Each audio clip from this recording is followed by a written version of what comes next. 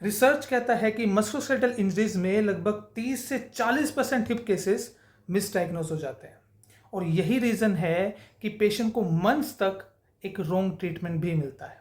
A major chunk of this misdiagnosis involves the hip joint, specially hip related pathologies.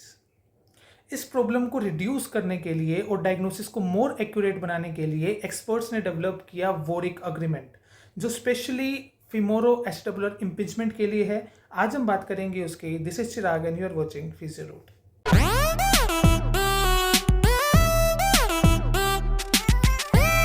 तो femoroacetabular impingement को बिल्कुल साफ सरल भाषा में अगर हमें समझना है तो उसके नाम पर ही जाना है, फिमोरो एसिटेबुलम।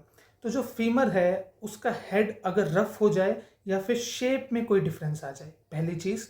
दूसरा, जो हिप सॉकेट है उसको ओवर कवर करने लगे, ओवर कवरेज हो, जिसकी वजह से मूवमेंट में इम्पिंजमेंट हो, जिसको हम बोल रहे हैं फिमोरो एसिटेबुलर इम्पिंजमेंट। तो ये फीमर की तरफ से भी हो सकता है, एसिटेबुलम की तरफ से भी हो सकता है, या फिर दोनों की तरफ से भी हो सकता है। अब इतना अगर आप समझ गए हो तो यही है फिमोरो एसिटेबुलर इम्पिंजमेंट। अब फिमोरो एसिटेबुलर इम्पिंजमेंट पहले डायग्नोसिस भी सही नहीं होता था। अब ऐसा क्यों नहीं होता था? क्योंकि most of the people would rely on imaging based diagnosis. तो एक्सरे या एमआरआई में आपको बेसिक जो एसिम्टोमेटिक इंडिविजुअल है, जिनको एफएआई नहीं भी है, उनको भी आपको ये सेम चीज़ें देखने को मिल सकती हैं कि उनका जो फीमर साइज है या फिर एसिटेबुलर ओवर कवरेज है वो ज़्यादा हो रहा हो, बट वो एसिम्टोमेटिक है, दे आर वर्किंग वेल। तो इसका मतलब ये है, अगर आप या मैं भी अपने हिप जॉइंट का एक्सरे करवाए, एमआरआई करवाए, तो हो सकता है कि हमें भी वो चीज़ निकले। तो जो क्लिनिशियन थ्रू आउट उस पर्टिकुलर इमेजिंग बेस्ड डायग्नोसिस पे वर्क कर रहे हैं, तो क्या वो सही चीज़ डायग्नोस कर रहे हैं?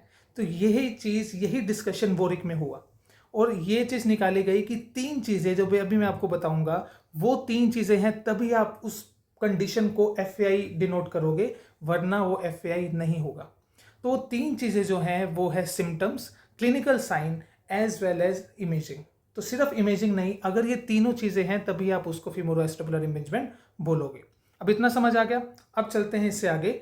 सबसे पहले हम बात करेंगे सिम्टम्स पे। Location of pain will be hip और ग्रोइन, और यहाँ पर आपको हिप जॉइंट, ग्रोइन में या फिर बटक में स्टिफनेस देखने को भी मिल सकता है। The characteristic of pain will be activity related और प्रोलॉन्ग पोस्चरिंग। इसका मतलब क्या है? एक्टिविटी रिलेटेड मतलब जैसे हिप फ्लेक्शन जिस चीज़ में इंक्लूड हो रहा है, for example squatting, pivoting, running, इन सब चीज़ों में पेन आ सकता है। साथ में प्रोलॉन्ग सिटिंग जैसी एक्टिविटीज़ में भी एफएआई कंडीशंस में पेन आ सकता है। इसके अलावा अगर अदर फीचर्स की अगर हम बात करें तो क्लिकिंग, कैचिंग, स्नैपिंग, ये सब चीज़ें भी पेशेंट के द्वारा रिपोर्ट की जा सकती हैं। अब हम बात करेंगे क्लिनिकल साइंस की। सबसे पहले देखो FADIR test, flexion, adduction and internal rotation, most sensitive clinical sign, और इन पेशेंट्स में आपको इंटरनल रोटेशन डेफिसिट भी मिल सकता है। Pain will reproduce during the clinical exam in impingement positions, always remember. अब हम बात करते हैं इमेजिंग बेस्ड डायग्नोसिस की। तो एक्सरे में, कैम मॉर्फोलॉजी में spherical femoral head neck junction आपको आराम से देखने को मिल सकता है, और पिंसर मॉर्फोलॉजी में आपको एस्टेबुलर ओवर कवरेज देखने को मिल सकता है। दूसरी चीज, एमआरआई की अगर हम बात करें तो लेब्रल टीयर या फिर कार्टिलेज लीजन्स ये आपको देखने को मिल सकते हैं। तो ये 3 चीजें मैंने आपको बताई, सिम्टम्स में, क्लिनिकल साइंस में और इमेजिंग फाइंडिंग्स में। ये तीनों चीजें जब होंगी तभी पूरा मिला के हम बोल सकते हैं कि एफएआई है, दैट इज फिमोरो एस्टेबुलर इम्पिंजमेंट। तो अभी हमने बात की बहुत इंपॉर्टेंट चीज की, डायग्नोसिस की, बट उससे भी इंपॉर्टेंट है कि अब आपको मैनेज कैसे करना है, फर्स्ट लाइन ट्रीटमेंट कौन सा है। तो first line treatment will always be physiotherapy. आपको इसमें load management, range of motion को रेस्टोर करना, साथ में hip and trunk strengthening along with movement retraining. 4 चीजें मैंने बोली, load management, range of motion restoration, साथ में hip and trunk strengthening and movement retraining. ये चारों चीजें आपको अच्छे से लेकर चलनी है। अब आपको लग रहा होगा कि ये बहुत ज्यादा वेग मैंने बोल दिया, but this is the thing कि हर एक पेशेंट इंडिविजुअलाइज होगा, हर एक का ओवर कवरेज डिफरेंट होगा, हर एक का फीमर का साइज अलग होगा, और उसके हिसाब से उनके क्लिनिकल साइन एंड सिम्टम्स भी चेंज करेंगे। तो अगर इतना सब कुछ डिफरेंट है तो मैं आपको स्पेसिफिक एक्सरसाइज कैसे दे सकता हूँ? सेम चीज वोरिक कंसेंसस में भी थी। साथ में अगर फिर भी फर्स्ट लाइन ट्रीटमेंट जो फिजियोथेरेपी मैंने आपको बताया, फिर भी अगर सिम्टम परसिस्ट करते हैं तो arthroscopy can be consider, but not everyone needs it. क्यों? क्योंकि हर एक का जो गोल है, फॉर एग्जाम्पल मेरा फंक्शनल गोल है कि मैं खेल पाऊँ, बट किसी का सिर्फ सिंपल गोल क्या होगा कि मैं अच्छे से बैठ पाऊँ और अपना काम कर सकूँ। तो उनके गोल के हिसाब से भी ये सब चीज़ें डिफर कर सकती हैं। ओवरऑल गोल हमेशा पेन रिड्यूस करना, फंक्शनल एक्टिविटी को इम्प्रूव करना एंड डिले और प्रिवेंट ऑस्टियोआर्थराइटिस ही रहेगा। This is the basic thing.